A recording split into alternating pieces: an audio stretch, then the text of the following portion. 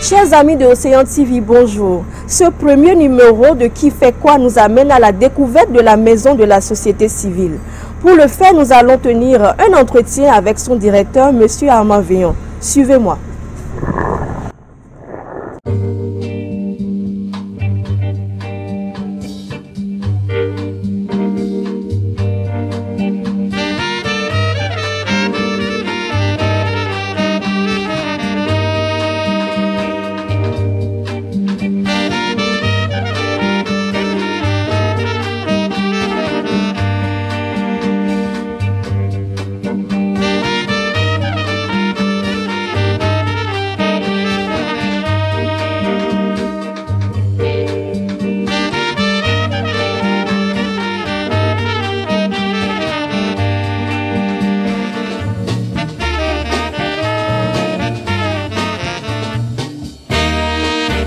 De la société civile est avant tout une association. C'est une association qui s'occupe du renforcement des capacités de toutes les organisations de la société civile du Bénin. La maison est l'émanation d'un ancien programme de l'Union européenne, c'était le programme OSCAR, qui était articulé autour de 3 axes. L'axe qui nous intéresse, c'est le CRN, Centre de ressources nationales. Donc le Centre de ressources nationales maintenant était l'ancêtre de la maison. Donc, le premier programme d'appui à la société civile a prévu un dispositif pour pérenniser les acquis du programme quand il viendrait à être fermé. Et le processus a évolué, donc c'était le Centre de ressources nationales, ça a évolué pour donner la maison de la société civile.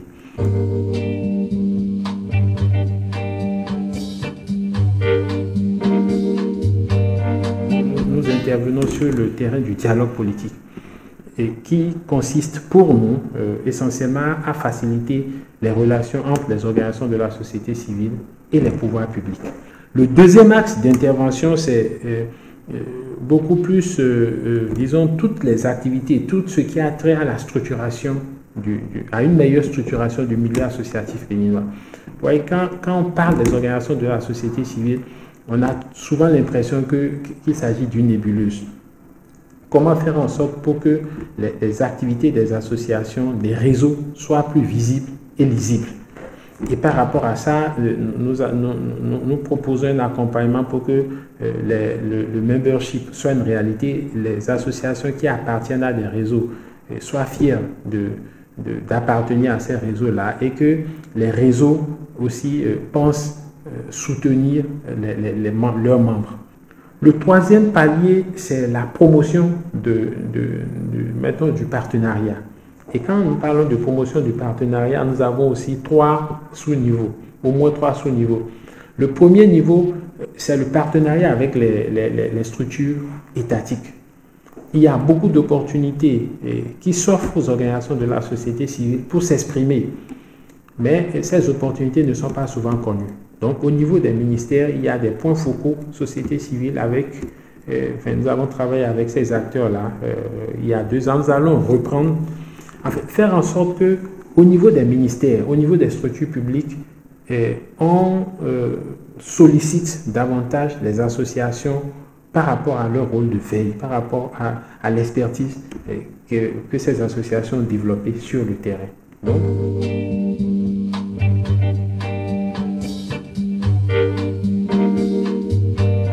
on ne peut pas le dire. On a démarré en 2008 et je pense que c'est un long processus. Mais il y a des acquis indéniables. Premier acquis, avant l'avènement de la maison de la société civile, vous n'avez aucune structure qui a la capacité de mettre des informations à disposition des organisations de la société civile. Pratiquement toutes les semaines, sinon plusieurs fois par semaine, nous communiquons, nous relayons beaucoup d'informations qui peuvent intéresser les organisations de la société civile. Est-ce que nous avons pu travailler à rendre la société civile mature? Bon, je me dis qu'en 7-8 ans, ce n'est pas possible. Nous sommes en train de faire du chemin et nous pensons qu'avec le dispositif de référencement qu'on est en train de mettre en place, je crois d'ici 2020, on doit sentir que quelque chose a bougé parce que on identifiera les associations, enfin, on saura qui est qui fait quoi avec ce dispositif de référencement qui sera mis en place.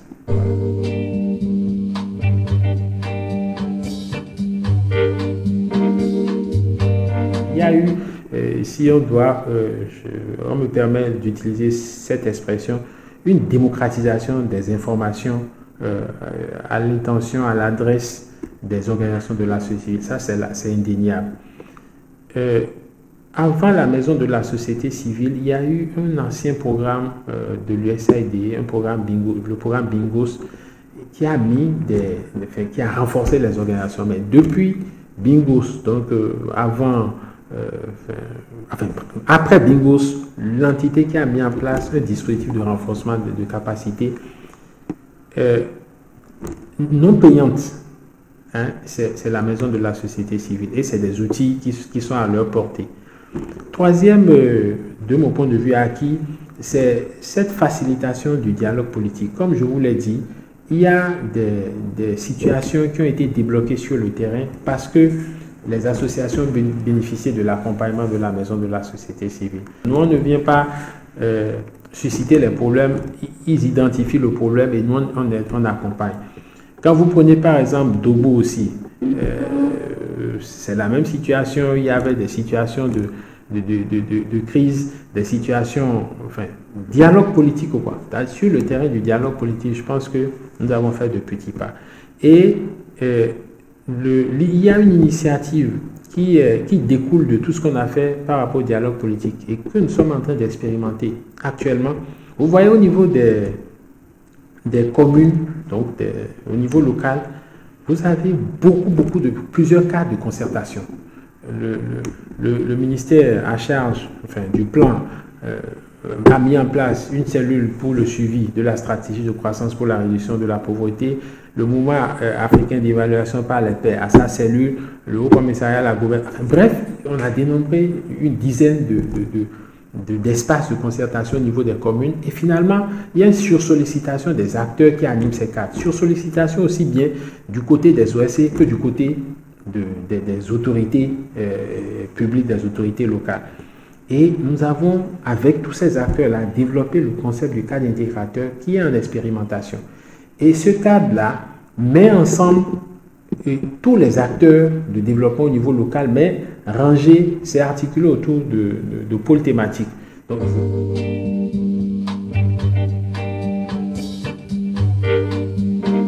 les partenaires de la maison de la société civile, nous avons d'abord les associations. Pour apprécier le degré de pénétration, de couverture de la maison, nous avons mis en place un dispositif d'adhésion. Donc, actuellement, nous sommes autour de 700 membres et ces membres-là, ils payent leurs cotisations, ils expriment des besoins et puis des besoins auxquels il faut apporter une réponse. Donc, il y a d'abord ceux-là. Ensuite, nous avons, disons, les ministères sectoriels, puisque nous voulons aider les associations à influencer les processus décisionnels. Donc, ça aussi, c'est des partenaires. Nous avons aussi des partenaires étrangers et qui, pour la plupart, appuient financièrement et quelquefois techniquement les initiatives que nous développons. Donc, à ce titre, il y a l'Union européenne, il y a l'ambassade royale du Danemark, mais ils sont partis du Bénin.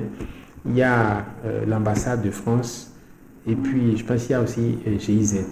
Bon, ça, c'est ces partenaires que j'ai nommés mettent soit des ressources financières à disposition, soit des ressources techniques, soit les deux.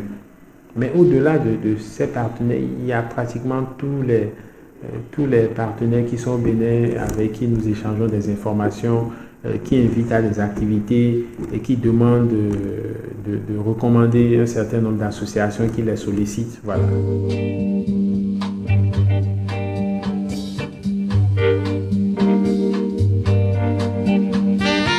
Par rapport à la mise à disposition d'informations utiles, nous avons un site internet le www.mdscbenin.org, qui est avant tout un espace d'information et de formation. Donc pratiquement tout ce que nous faisons,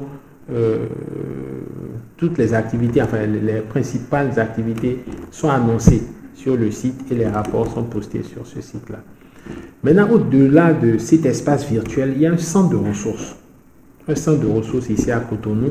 Et ce centre, nous avons des documents pratiquement liés au domaine que j'ai indiqué tout à l'heure. Des documents qui peuvent être exploités par les associations, les ONG, les groupements socio-professionnels, etc. Mais c'est des documents liés à la communication, à comment écrire un projet, des documents liés au développement personnel, les politiques publiques, etc. Donc ça, c'est à Cotonou.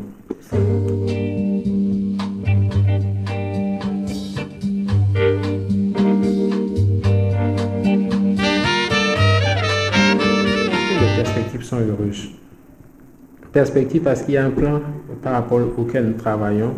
Il y a des outils qui sont disponibles, il y a des partenaires qui sont prêts à accompagner et il y a le gouvernement, le ministère en charge des relations avec les institutions qui mène actuellement une réflexion par rapport à la façon dont les associations crédibles pourraient être soutenues financièrement. Donc je pense que les perspectives sont heureuses. Il revient à la maison de toujours marquer, exprimer l'utilité des initiatives qu'elle développe en direction des organisations de la société civile. Alors nous sommes au thème de cet entretien. Je rappelle que sur Qui fait quoi de ce jour, nous étions avec M. Armand Vignon. Il est le directeur de la Maison de la société civile. Avec lui, nous avons discuté de tout ce qui concerne la société civile, quels sont ses objectifs, quelles sont ses actions, quelles sont ses priorités et quelles sont ses perspectives. Merci pour vous qui nous avez suivis et à la prochaine.